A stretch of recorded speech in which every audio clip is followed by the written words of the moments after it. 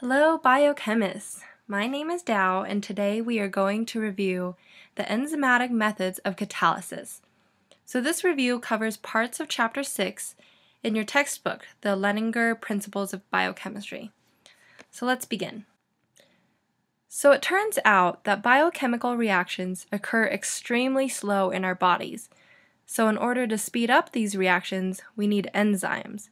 And the enzymes catalyze these reactions by reducing the activation energy. So this figure 6.3, is on page 193 in your textbook, and it's describing a reaction coordinate diagram that's comparing an enzyme catalyzed and an uncatalyzed reaction. So let's look at the uncatalyzed reaction. Here we have the uncatalyzed reaction. And as you can see, in a normal reaction, the activation energy is quite high. So it's all of this right here. However, when there's an enzyme present, such as in a catalyzed reaction, the enzyme actually forms intermediates, which are these things right here. That's the ES-EP intermediates. And those intermediates allow for a decrease in the activation energy, which makes the reaction go faster. Enzymes catalyze reactions by a significant rate. So for example, carbonic anhydrase. Here, table 6-5 on page 195 of your textbook is showing that it enhances the rate of a reaction by 10 to the 7th power. Carbonic anhydrase catalyzes the conversion of carbon dioxide and water to carbonate, carbonic acid, and protons. And it's essential that this reaction occur quickly because it plays a key role in the regulation of our body's pH, and it's related to hemoglobin. Yay, hemoglobin!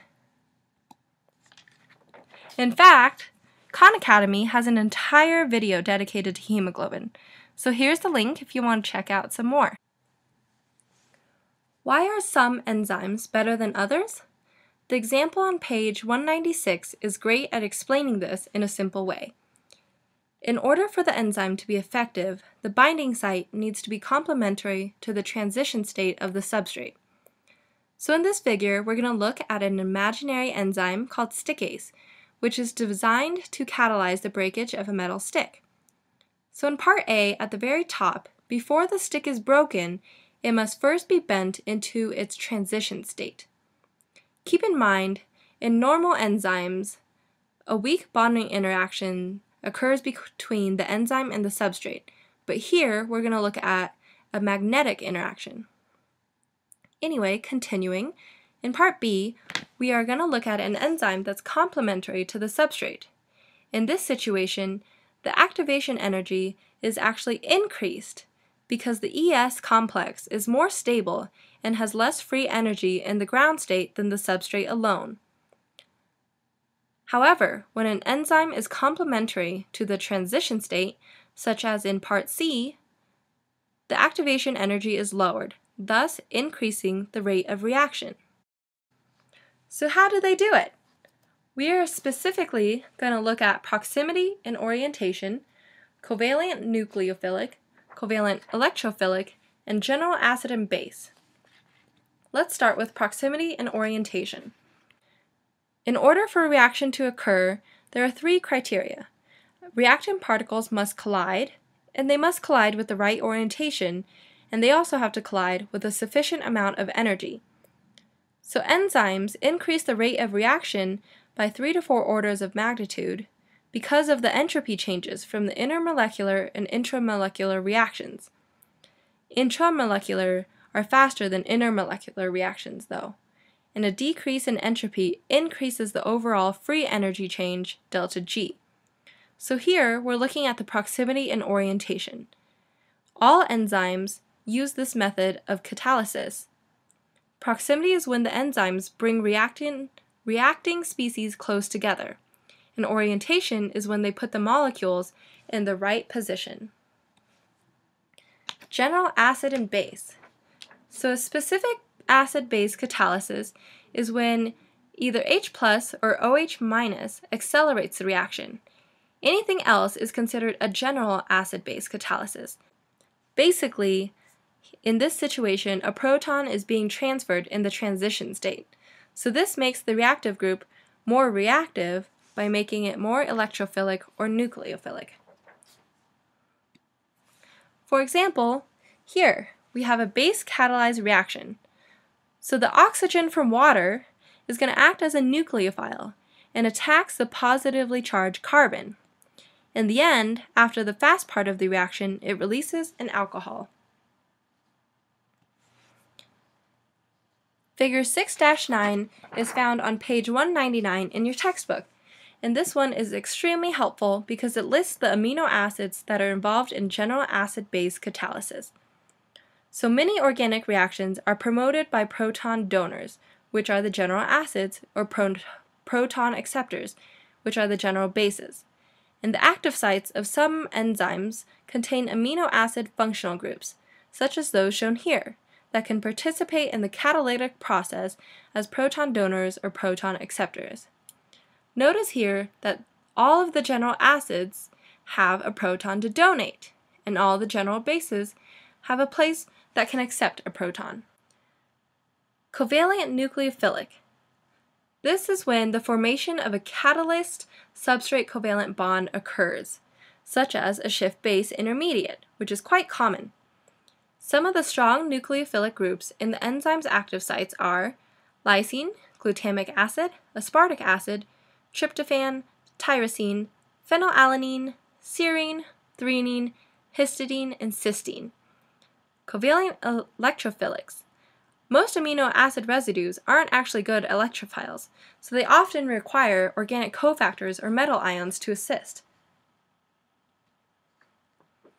Here's an example of the decarboxylation of acetoacetate by primary amines. Here we can see that amine is nucleophilically attacking the carbonyl group of acetoacetate to form a shift base. So here's a chart to help you remember what are good nucleophiles and good electrophiles. You'll often see that nucleophiles are negatively charged oxygens, carbanions, or hydroxide ions. Electrophiles can also be carbon atoms of a carbonyl group, a protonated imine group, or a proton. Okay, time for our in-class exercise. This exercise is going to focus on lipase, which catalyzes the hydrolysis of stored triacylglycerols, which releases fatty acids in our bodies to use for fuel. So you can pause the video now and do the exercise. When you're done, play the video and we can go over the answers. Now that you're done with the in-class exercise on lipase, let's go over the answers. To start off, here we see an aspartic acid.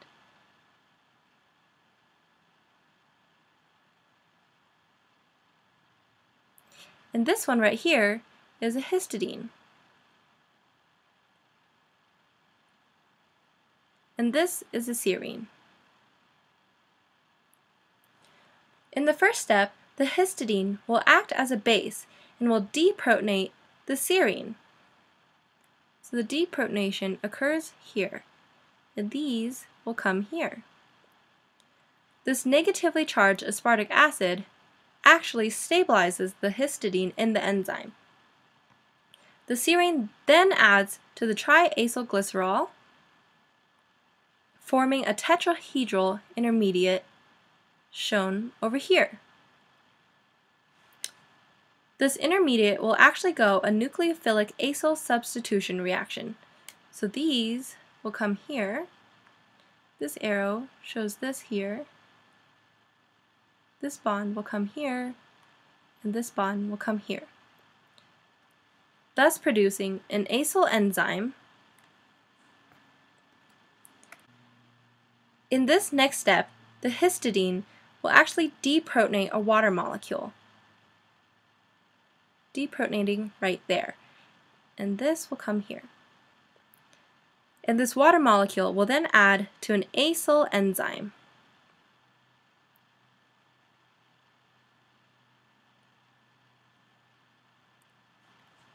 Similar to before, this tetrahedral intermediate will undergo a nucleophilic acyl substitution reaction. So once again, the negative charge comes down here. This will come here. This bond will go there. This will go there.